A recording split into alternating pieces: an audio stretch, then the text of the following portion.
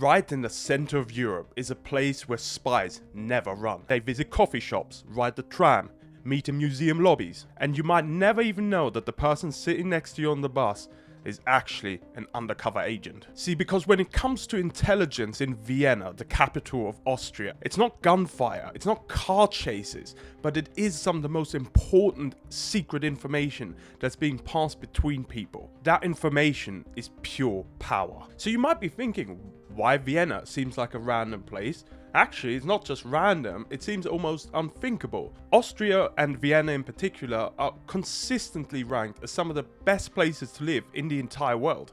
And when you think spy capital, you might think of somewhere like Havana or somewhere in El Salvador. But trust me, Vienna being one of the world's greatest spy capitals is not an accident. Before the Soviet Union collapsed, its empire ended just outside Austria's borders. So it was nestled between two great superpowers, while itself being a neutral country. Its neutrality was enshrined into its constitution in 1955 as part of an agreement to basically stop it being occupied post World War II. And so Austria didn't go through the lengthy process of expelling foreign intelligence en masse, just like NATO countries did. And so as more embassies were built and diplomats arrived, the intelligence services from those countries soon followed. Neutrality created space and intelligence services filled it, said a former European intelligence official. Whether you were Israeli, Russian or American, if you wanted to operate in Austria, they didn't really mind that much.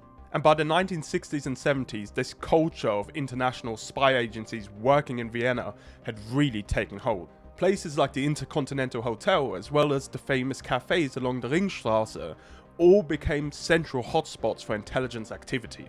A very famous example is that of Heinz Pfeffer, a former SS soldier turned intelligence operative who worked for the West German intelligence services. It was found that he was actually passing NATO secrets to the Soviet Union. You know, whoever thought you can't trust an SS man? And even after the Soviet Union collapsed, Russia took its place. And in 2018, Austria had to officially apologize because the amount of Russian intelligence that was working through Vienna had become so extensive. And while not a NATO member, it is obviously a part of the European Union, and so very much more friendly with the West than the East. But neutrality and lax laws at home are not the only reason why Vienna has become this hotspot. It also happens to be where one of the main United Nations headquarters is. See, all the agencies that deal with drug enforcement, sanctions, as well as nuclear monitoring, which is very important, are all headquartered in Vienna. So when you hear the United Nations debating about, for example, Iran's nuclear program, that's where it's happening. And so day after day and week after week, diplomats from all across the world are flying to Vienna to discuss these things. And as you can imagine, where diplomats and political figures go, intelligence officers follow. But it's not just hostile nations who might be using these diplomats in order to gain access.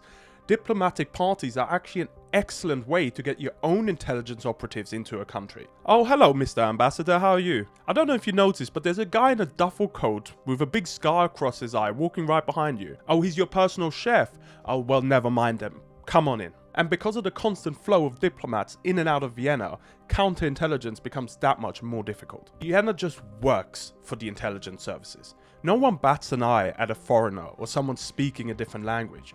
Long meetings in coffee shops is the norm. There's politics happening everywhere around this city. And so while it might not be James Bond and there's no real explosions of flying cars, which is a bit of a shame, this bureaucratic type of intelligence network that it's built its foundation in Vienna is actually just as dangerous. So next time you decide to maybe go there for a holiday, have a look around, look at the people talking to each other in coffee shops. You might be looking right at a spy.